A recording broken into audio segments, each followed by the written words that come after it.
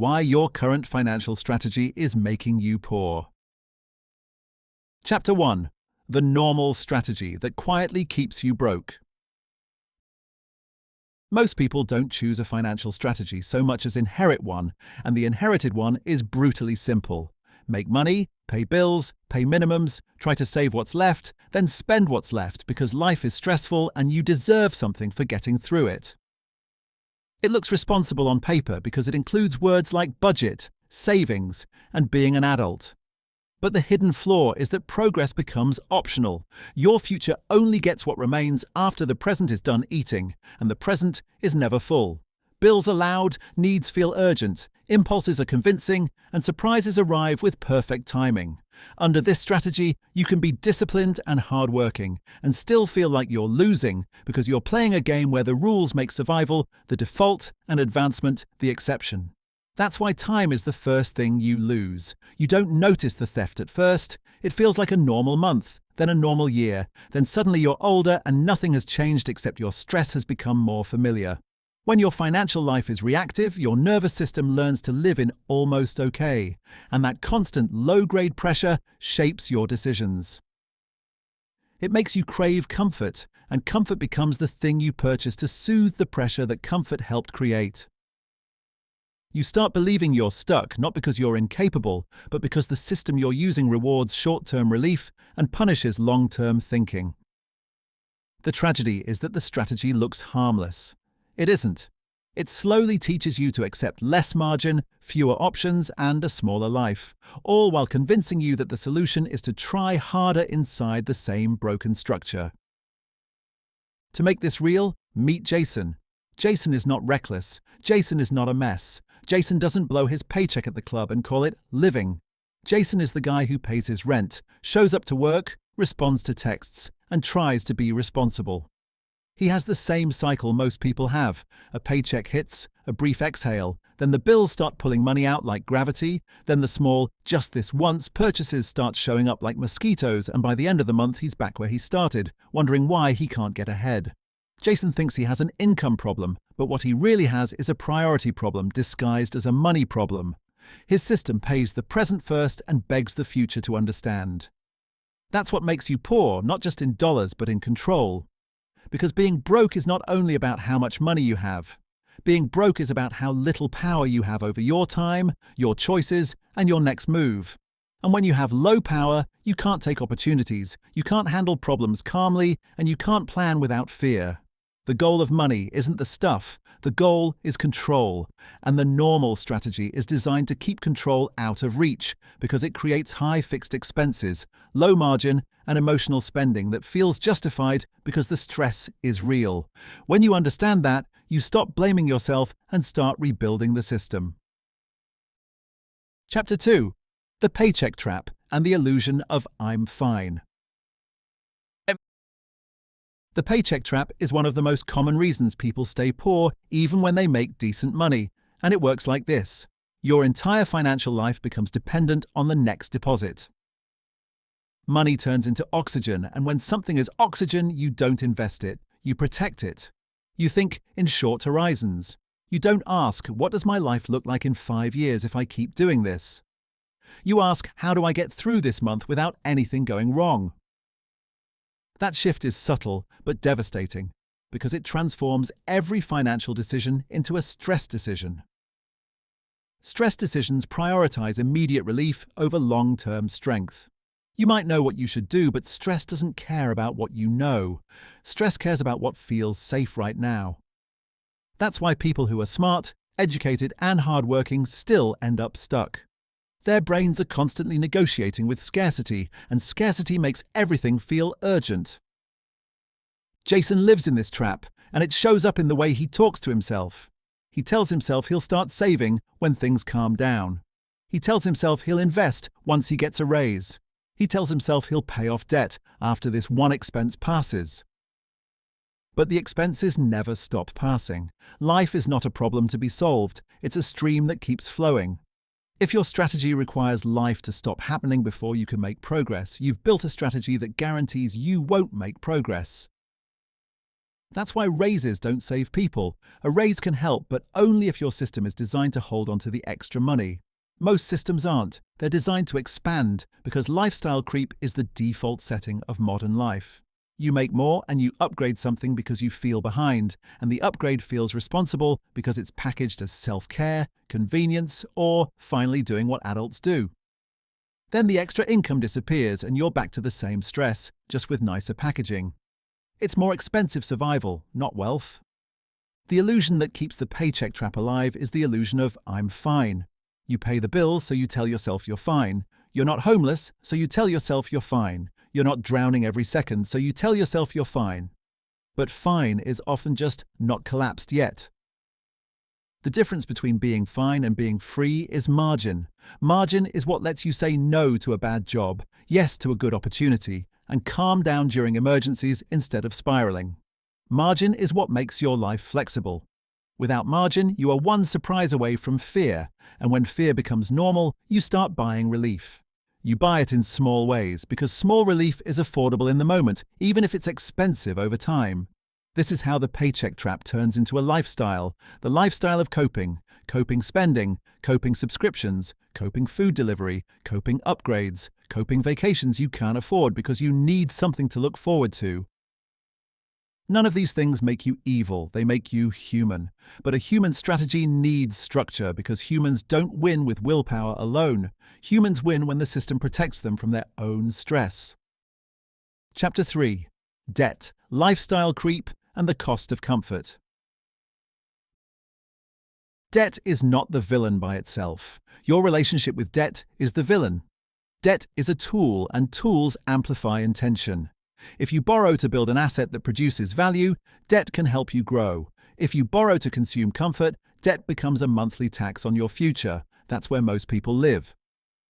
They use debt to feel richer than they are, and then they pay interest for the privilege of pretending. The interest doesn't just cost money, it costs options, it costs peace, it costs the ability to pivot. The most dangerous part is that this isn't usually framed as pretending. It's framed as normal. Normal car payments, normal credit card balances, normal financing, normal treat yourself. Normal is expensive and normal is designed to keep you working. That's why interest often functions as a punishment for impatience. Not always, but often. It's the fee you pay to avoid discomfort, and it compounds in two directions. It compounds the amount you owe, and it compounds your dependency on your paycheck. Jason's story is a perfect example. He upgraded his car because it felt like progress, reliable, safe, professional. He told himself it was a smart adult decision, but the payment took the exact amount of oxygen his budget needed to breathe. The insurance rose, the gas rose, the maintenance got pricier. He didn't just buy a car, he bought a higher fixed expense life. Fixed expenses are the bars of your financial prison because they don't care how you feel. They don't care if you're tired, if the month was expensive, if your hours got cut, if you had an emergency. They show up and demand payment. The higher your fixed expenses, the more fragile you become. Fragility isn't about weakness. Fragility is about low flexibility. A high fixed expense life is a life with low flexibility. Low flexibility is a life that breaks under pressure, and modern life applies pressure constantly. Lifestyle creep is the quiet partner of debt. Lifestyle creep isn't about buying luxury, it's about upgrading comfort as soon as income rises. A slightly nicer place, a slightly nicer car, a few more subscriptions, more eating out because you're busy, more delivery because you're tired. The upgrades are small enough to justify and frequent enough to become permanent.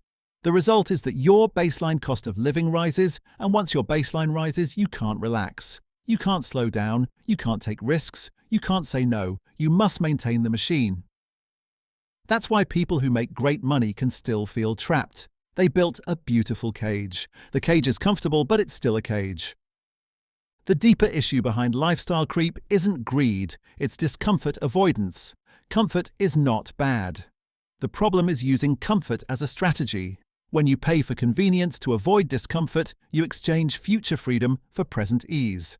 The exchange seems harmless because it's spread across hundreds of small decisions.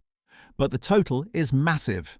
A few convenience fees here, a financed upgrade there, a subscription because it's only $10, eating out because it saves time, delivery because you're drained, a little purchase because you deserve it. The money disappears and you tell yourself you need more money when the reality is you need a different relationship with discomfort. Discomfort is not your enemy. Discomfort is the door. If you can tolerate short-term discomfort, you can buy long-term freedom. If you can't tolerate discomfort, you'll keep buying relief, and relief is one of the most expensive products on earth. Chapter 4. The system that changes everything. Pay the future first. Most financial advice fails because it tries to solve a systems problem with a behavior tip. It tells you to budget harder, track spending, cut coffee, be disciplined, stop being impulsive, and it makes you feel like a bad person when you fail. But you're not failing because you're bad. You're failing because your strategy relies on the weakest tool humans have: willpower under stress. Stress kills willpower. Stress makes you negotiate. Stress makes you emotional. Stress makes you want relief. If your system requires you to be calm and rational all month to succeed, your system is built for a robot, not a human. The fix is not become a robot. The fix is build a system that works when you're human. The core shift is simple. Pay your future first. That means you stop saving, if possible. You stop hoping. You stop negotiating. You move money automatically before your brain gets a vote. The paycheck arrives and instantly a percentage goes to a future fund. Not after bills, before bills. Because bills will always win if you let them compete with your future. The future is quiet. The present screams. So you must protect the future by removing the decision. Automation beats discipline. Automation creates consistency. Consistency creates momentum. Momentum creates identity. Identity creates more consistency. This is how people escape. Not by making one heroic choice, but by making the right choice automatic. Jason sets up 2 accounts, and it feels almost too simple to matter. One account is for bills and daily living. The other account is for his future. Savings, investing, emergency fund. Whatever stage he's in, it lives there. On payday, the transfer happens automatically. The future gets paid first. This one move changes how he experiences money. Now the life account is his spending boundary. If it's low, he can't pretend he has money just because the future account exists. And because the future account is protected, progress becomes inevitable. Not huge progress at first, but real progress. That's the difference between motivation and system. Motivation is a spark. System is gravity. If you can build gravity in your favor, you don't have to fight yourself every month. Once the future is paid, the next move is to lower fixed expenses so the system can breathe. This is where people resist because lowering fixed expenses often requires identity discomfort. It might require driving a less flashy car, living in a less trendy place, cutting a subscription you love, or saying no to the routine spending that helps you cope. But the payoff is massive. Every dollar you remove from fixed expenses is a dollar that can become margin, and margin is the thing that transforms your life. Margin is what makes emergencies manageable. Margin is what makes opportunities possible. Margin is what lets you change jobs, start something, invest consistently, and sleep better. Without margin, you're always chasing. With margin, you're building. At this point, Jason stops treating debt like a normal background hum. He gets honest about interest. He realizes that high-interest debt is reverse investing. It's compounding against him, so he chooses an order of operations that creates stability. First, he builds a small emergency buffer so he stops going back to credit cards when life happens. Then he attacks high-interest debt with intensity. Then he invests consistently once the foundation is stable. This order matters. It prevents the painful 2 steps forward, 2 steps back cycle where you save a little, then a surprise hits, and you drain everything and feel like you failed. You didn't fail, you just didn't have a foundation. A foundation feels boring because it's not flashy, but boring is powerful. Boring is what makes you unstoppable.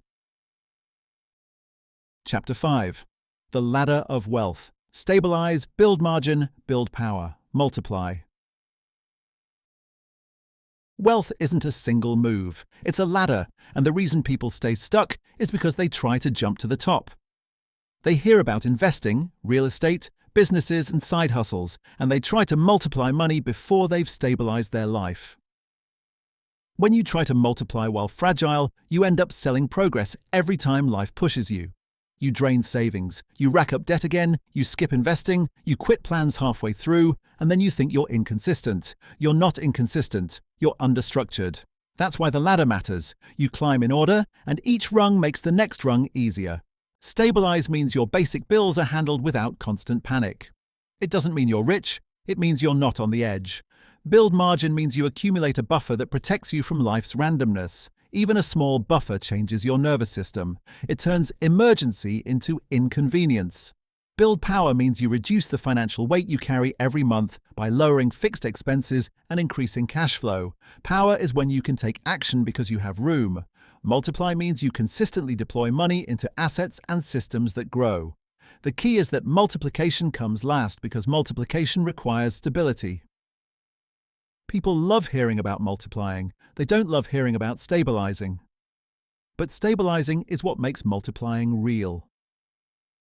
Jason starts climbing, and the emotional shift surprises him. He's not making wild money moves. He's doing basic, unsexy things consistently. He's cutting what doesn't matter. He's lowering monthly obligations. He's paying the future first. He's building margin. And because he's building margin, he's calmer. Because he's calmer, he's making better decisions. Because he's making better decisions, he's wasting less money. Because he's wasting less money, he's building margin faster. This is the upward spiral most people never experience because they never get enough margin to enter it. They stay in the downward spiral, where stress creates spending, spending creates fragility, fragility creates more stress, and the cycle feeds itself. Once the upward spiral begins, Jason stops obsessing over tiny expenses in isolation and starts redesigning the architecture of his life. He realizes that the big wins come from subtraction, not addition. A single move like removing a large car payment can free hundreds per month. A single move like negotiating insurance, downsizing slightly, or cutting recurring expenses can create immediate momentum. Those moves give him cash flow that he can redirect into the future automatically.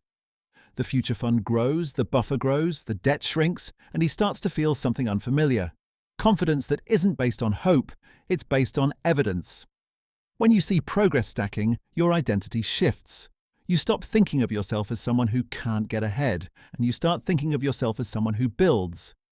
That identity is powerful because it changes how you handle temptation. When your identity is builder, you don't destroy the foundation for a moment of relief. You still enjoy life, but enjoyment becomes intentional instead of impulsive. You stop buying random comfort and start buying meaningful experiences that fit inside a plan. Now the multiplication phase becomes real. Jason invests consistently, not perfectly. He understands that consistency beats timing. He learns enough to avoid obvious traps, he keeps it boring, and he keeps it moving. He also invests in earning power because early on your highest return often comes from increasing the amount you can reliably bring in. Skills compound, credentials compound. Confidence compounds, negotiation ability compounds. A better job, a better role, a profitable skill, a side income stream. These aren't just more money, they're power. They're margin accelerators. They're the difference between crawling up the ladder and climbing it. Chapter 6. The moment you stop being poor and the 90-day shift. The moment you stop being poor isn't when your bank account hits a magical number. It's when your strategy changes. It's when you stop living reactively and start operating intentionally. It's when you stop negotiating with your future. It's when you build a system that makes progress inevitable. That moment can happen even before you have a lot of money, because the moment is not about the amount, it's about control. When you have control, you have dignity. When you have control, you have options. When you have control, you don't panic as easily, and when you don't panic as easily, you stop making desperate decisions that cost you years. Jason's turning point wasn't a raise, it wasn't a lucky break, it wasn't a miracle investment. It was deciding that his future would no longer be the leftover category. He paid the future first, lowered fixed expenses to create breathing room, built margin to stop emergencies from resetting him, and then he invested and increased earning power from a stable foundation. That's it. Simple. Not easy, but simple. And once he started, the hardest part wasn't the math. The hardest part was resisting the old identity that wanted relief now. But every month of progress made the new identity stronger. The builder identity grew, the coping identity faded. If you want a clean, practical way to apply this without overcomplicating it, commit to a 90-day shift. For 90 days, choose freedom over comfort more often than you choose comfort over freedom. For 90 days, protect the future fund like it's non-negotiable. For 90 days, reduce fixed expenses in at least one meaningful way, even if it bruises your ego a little. For 90 days, build margin until you feel your nervous system start to calm down. This doesn't require perfection. It requires direction. The point of 90 days is not to become rich. The point is to enter the upward spiral. Once you're in it, time starts working for you instead of against you. So here's the closing truth. Your current financial strategy is making you poor because it treats progress as optional, comfort as essential, and the future as negotiable. Replace that with a strategy that treats progress as automatic, comfort as earned, and the future as protected, and your entire life begins to change. Not overnight, not magically, but steadily, visibly, and permanently. Because when you build the right system, your results become predictable. And when your results become predictable, your fear begins to fade. Then you start doing what money was always supposed to help you do. Breathe, choose, build, and live.